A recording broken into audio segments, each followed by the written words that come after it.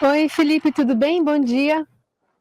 Salve, salve, Carol, equipe da Dourado FM, melhores ouvintes, sempre prazer falar com vocês, ainda mais no dia do seu aniversário, Carol. Saúde, paz, muito conhecimento, realizações, felicidades, você merece a voz feminina mais agradável do rádio brasileiro. Ô, louco. Obrigada, Felipe, obrigada. Bom, vamos falar um pouquinho sobre essa nova operação da Polícia Federal em 5 estados, no Distrito Federal contra financiadores e participantes de atos terroristas em Brasília, mas queria começar especialmente sobre essa fala durante a semana do presidente Lula em relação ao Banco Central, sobre autonomia. O presidente do BC, o Roberto Campos Neto, já disse ontem que o mercado seria muito mais instável se o Banco Central não fosse independente. Qual a sua avaliação sobre essa fala, de novo, esse ataque de querendo ou não ao mercado e a questões que envolvem as finanças do Brasil, que não está sendo muito bem vista também? Pois é, Carol, eu não tenho muito a acrescentar ao editorial perfeito que o Estadão publicou hoje, a bobagem de Lula sobre o BC. Ele chamou de bobagem a autonomia do Banco Central, mas, obviamente, quem está cometendo uma bobagem com essa declaração é ele. E eu queria trazer um trecho aqui desse editorial para comentar sobre aspectos do comportamento humano e da política, mais do que os aspectos econômicos dessa polêmica. O Estadão fala ali do receituário petista que foi testado e reprovado no governo Dilma, quando o Banco Central ignorou os sinais de deterioração da economia e abriu mão da defesa da moeda, sua função primordial, perdendo o controle da inflação e da ancoragem das expectativas. A combinação entre juros em patamares artificialmente baixos e os efeitos de uma política fiscal expansionista mergulharam o país em uma profunda crise econômica até hoje não totalmente superada. Foi após esse contexto que ressurgiu o debate sobre a autonomia do Banco Central.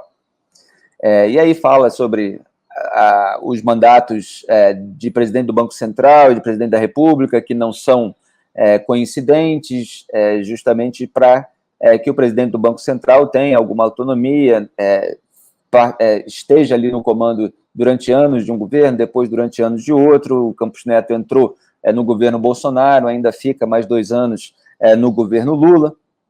Mas a questão é a seguinte, que eu quero chamar a atenção, que é muito parecido com o que está acontecendo na lei das estatais. Quer dizer, o PT não reconhece aquilo que foi feito depois da crise econômica gerada pelo próprio petismo. Da mesma forma que o PT não quer reconhecer aquilo de bom que foi feito depois da roubalheira descoberta na Petrobras.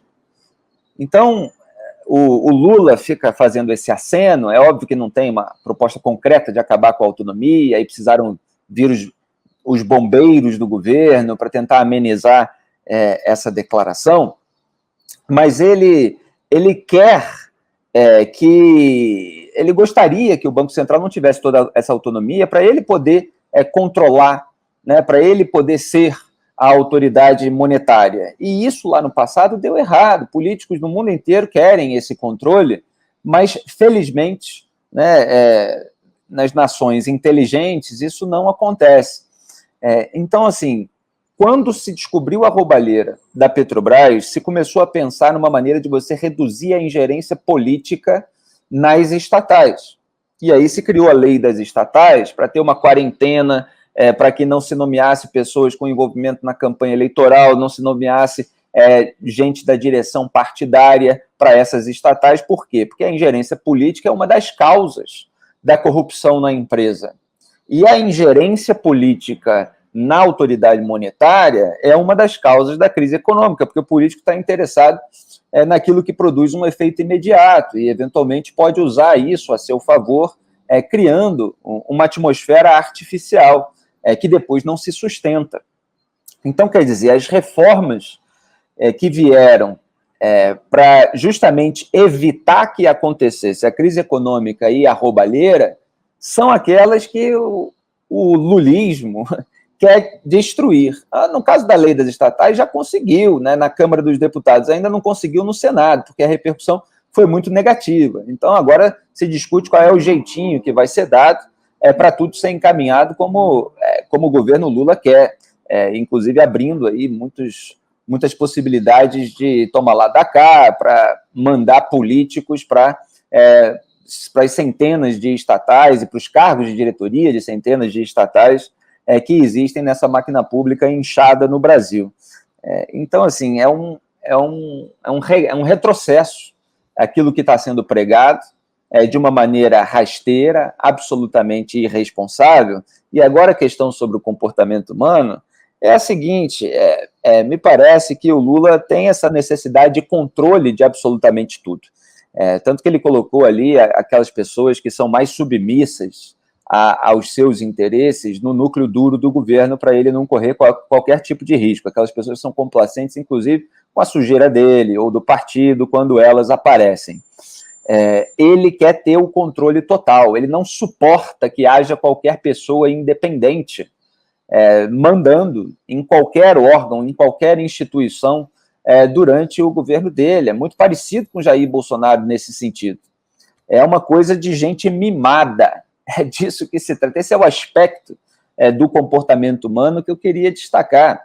Ele não quer o Banco Central, ele falou que não ia impor ali a garantia da lei e da ordem, né, depois dos atos golpistas de 8 de janeiro, porque senão o general ia mandar mais do que ele, e aí o general tinha que ser eleito. Ele até errou, porque o mecanismo não é assim, fica sob condução do ministro da Defesa. Mas qualquer coisa que faça com que ele não tenha o poder sobre todas as instâncias, deixa ele tremendamente desconfortável. Então, você tem o caso do Banco Central, você tem o caso das estatais, você tem essa relação conflituosa com os militares nesse momento, e ele precisando, de certa forma, reafirmar a autoridade o tempo todo, justamente porque não a tem. Essa autonomia do Banco Central ajuda, inclusive, a preservar os pobres, né, contra os eventuais efeitos da inflação. Então, não combina sequer com o discurso dele. Mas, como é uma retórica simplesmente para afetar poder, para jogar pobres contra ricos, não é muito necessário, né, dentro desse raciocínio lulista, que as coisas realmente façam sentido na prática, no mundo real. Felipe, está em curso uma operação por ordem do Supremo Tribunal Federal, Polícia Federal, nesta manhã, a primeira etapa da Operação Lesa Pátria, para apreender preventivamente 8 investigados que participaram, financiaram ou fomentaram os atos golpistas do dia 8. Até o momento, 4 mandados foram cumpridos, segundo o Estadão, um deles contra Ramiro dos Caminhoneiros. Essa ofensiva, ela vasculha ainda 16 endereços em São Paulo, Rio, Minas, Goiás, Mato Grosso do Sul, Distrito Federal, enfim. É uma ofensiva que mira esses supostos crimes, né, que já foram elencados pelo Supremo, mas a Polícia Federal disse que essa operação é permanente, então deve continuar, e essa é apenas uma das várias que vão ser feitas aqui nos próximos dias e meses. Queria te ouvir sobre essa operação, depois de um dia de movimentação na Polícia Federal, troca de comando, que aconteceu também a partir de nomes mais ligados, né, ou pelo menos desvinculados do bolsonarismo. Começando pelo esse item que você acabou de citar no final, o Bolsonaro, de fato, instrumentalizou as polícias, né? A Polícia Federal, a Polícia Rodoviária Federal, e houve um monte de escândalos e polêmicas durante o governo dele em razão disso. A última delas com o comando do Silvinei Vasquez na PRF, aquela intervenção ali no trajeto dos ônibus que levavam eleitores para as zonas eleitorais, sendo vista como uma tentativa de você reduzir os votos de um eleitorado lulista. Felizmente, de acordo com o que acabou se revelando depois, não conseguiram, né? Eles votaram, de fato, porque não estou falando aqui sobre escolha pessoal, sobre candidato, mas é que o cidadão brasileiro tem o direito de votar, seja qual for o candidato que ele escolha. O Silvinei depois entrou de férias, mas foi aberta investigação sobre ele, a gente ainda vai aguardar os desdobramentos desse caso.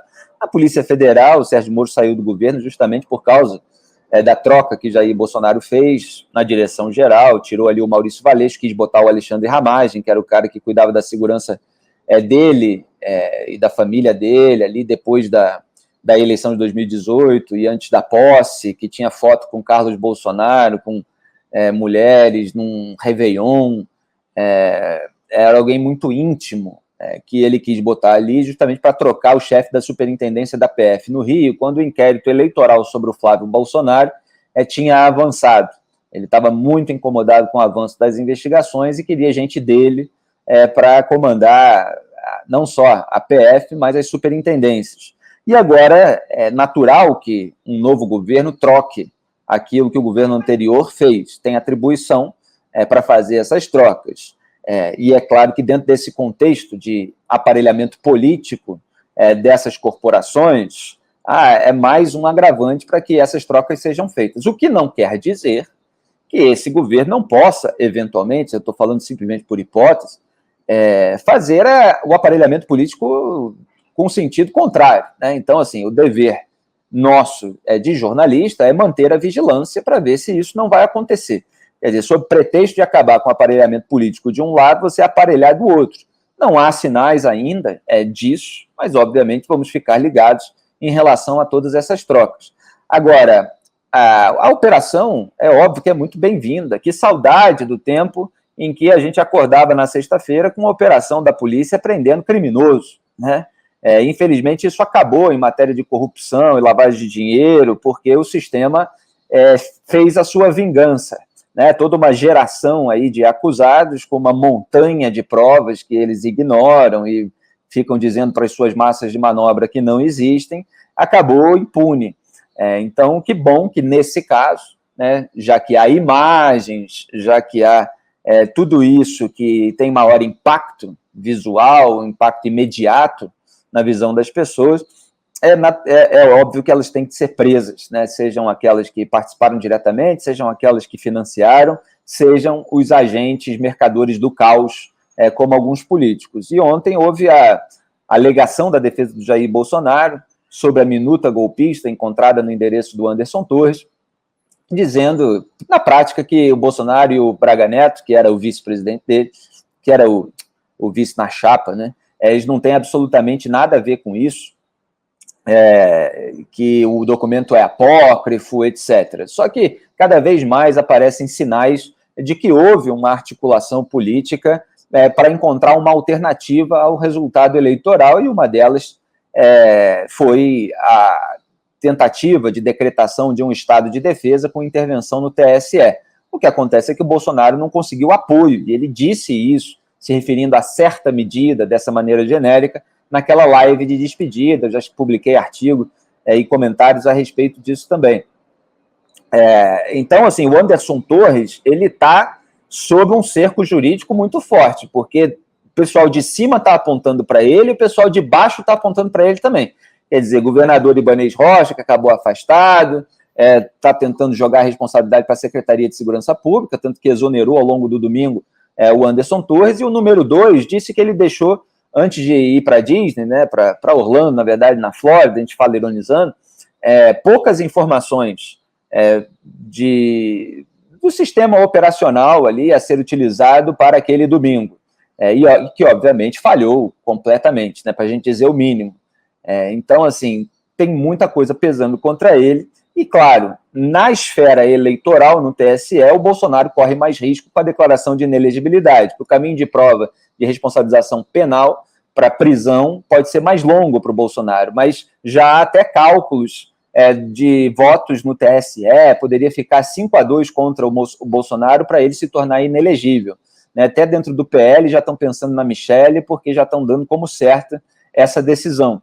Tem uma troca aí que vai ser feita, Ricardo Lewandowski, daqui a uns meses, será trocado pelo Cássio Nunes Marques, o que é bom para o Bolsonaro, mas mesmo assim é insuficiente para ele reverter esse jogo. Então ele teria os votos do Nunes Marques e do Raul Araújo, mas tem outros 5 votos que ele não teria, portanto haveria uma maioria contra o Bolsonaro. É bom que tudo isso ande, que todas as pessoas responsáveis em termos morais, políticos e criminais sejam devidamente punidas.